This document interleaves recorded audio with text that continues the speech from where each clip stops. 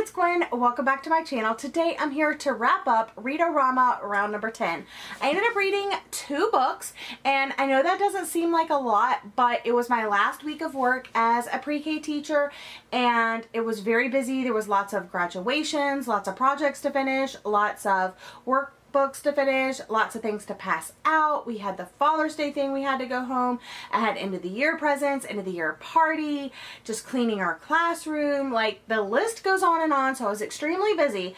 And when I got home, I was still doing things at home, like for work the next day. So I was very, very busy, but I still managed to read 2 books, and I liked them both. So first, let's talk about Jen Bennett's book. This is the first book that I read. Really loved it. This is the one that has R-A-M-A in the title as one of the challenges, and I just love Jen Bennett. She writes amazing contemporary with like great characters, great writing, like characters that are like very multi-dimensional. You know, they have family issues, relationship issues, they have hobbies, they have hopes, they have dreams, and I just have loved every single one of her books. I rated it 5 stars, and I also rated Alex Approximately and Starry Eyes by Jen at 5 stars. So I think it's safe to say that Jen Bennett is one of my new favorite authors. If you don't know what this one is about, we have our 2 like main characters, or the, you know, the romance. It's between Beatrix and Jax, and Beatrix is this budding like medical illustrator. Like, she wants to illustrate like dead bodies and stuff for like medical journals and medical books and stuff like that, and she's trying to go to this local college where she can go into the like medical wing and like draw bodies because she wants to get the scholarship for school. And like, her mother really doesn't approve of her drawing dead bodies. She thinks she should use her art to make people happy and stuff, but she's really into that, so I think that's really cool. And then you have Jack, who is a graffiti artist, and one night, like, they miss the late bus, so they go on this bus called the Night Owl bus, or the Owl, and they end up meeting, and there's kind of like a connection, and they kind of just like go from there. Like, Beatrix kind of has to find him and like see who he is and what's he about, and then they just start kind of like hanging out together and stuff like that, and you're learning like more about their families and stuff like that. So it's very interesting, and I highly recommend you pick it up. To get the museum sponsored scholarship, and then she tries to sneak her way into the hospital's Willed Body program, and then Jack, it says, San Francisco's most notorious graffiti artist.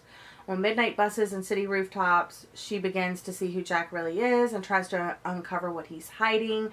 And yeah, there's lots of like family secrets and family drama. Jack's family isn't what they seem on the surface. There's lots of layers to his family story, and I really enjoyed it. There's like, it's fast paced, great writing, great characters, cute romance story, and I just highly recommend it. I have loved all of her books. It's up a book with flowers on the cover, on the dress, on the spine, and yeah, so if you don't know what this story is about, it's I Believe in a Thing Called Love by Maureen Gill, and this is the first book that I'm reading by her. I also have her new release on my shelf back there, but if you love K-dramas, you absolutely need to check this out. Our main character, Desi Lee, is someone that has never watched K-dramas, but her father is obsessed with them. And you're thinking like, so she's never watched one, like how does it come into play? So Desi is like a failure at romance and flirting with guys. Like, she's perfect at everything else. She's like valedictorian, she's in all of these clubs, and she leads all of these programs, and she's going to go off to Stanford. Like, she's like a shoo-in for that, and like everything is perfect in her life except for boys. And she's flirted with guys before, and she always keeps on failing in these like miserable ways. So one day in class, this new kid comes in, and they kind of have like this spark, but then like as she goes to talk to him, her pants fall down, like typical Desi, and then she decides, okay, I'm gonna figure out a way. She ends up watching these K-dramas with her dad, and then finds out that there's like a formula to the K-drama like storyline and like how the girl gets the guy. So she ends up binge watching like a huge amount of K-drama and writes out like a plan. And that's how Desi like works. She's a planner. So she writes all of these things down and she comes up with a plan to like win this guy's heart, and she follows it step by step by step. And it's kind of crazy because like what works in like a K-drama, a Korean drama, it doesn't work or shouldn't work in real life, but it totally does for Desi. And just kind of, you know, hijinks ensue from there. It's funny. It's kind of crazy that it works, but what I love about this book is there's moments that are like filled with dealing with grief and dealing with following your passion for art, and there's also, you know, relationships, and the students in here are graduating high school, so they're applying to colleges and being accepted into colleges, and I don't know, it's just, there's so like many layers to the story, and there's so many like themes woven throughout.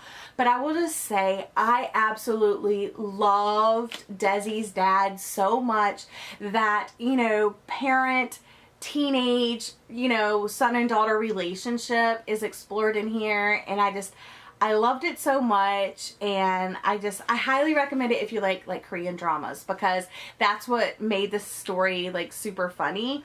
But yeah, I highly recommend you check this one out. I ended up rating this one 3 stars because I did think that it was a little like over the top, and of course like the relationship wasn't based on the healthiest ideals. Like some of the things that Desi does to like make this relationship work, like putting people in danger and stuff like that. It's just, I get it. It's like for the K-drama effect, but like at the same time you're like, that's really dangerous and stuff like that. But yeah, I really enjoyed it. I rated it 3 stars. So yeah, I had a really good Read-O-Rama, and I hope you did too. Let me know if you participated. Let me know like which books you read and all of that.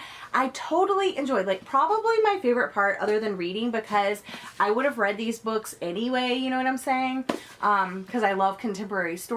But what I really love about Read-O-Rama is like doing the sprints and interacting with you guys, and like meeting you guys and talking to you guys about what you're reading and what you're doing and how you're feeling about your stories. So thank you so much for interacting with me on the Twitter sprints. I hope to keep that up in the future, but we'll see. Anyway, that's all for today's video. Thank you for joining me. I hope you're all having a lovely day, and I'll see you again in my next video. Bye!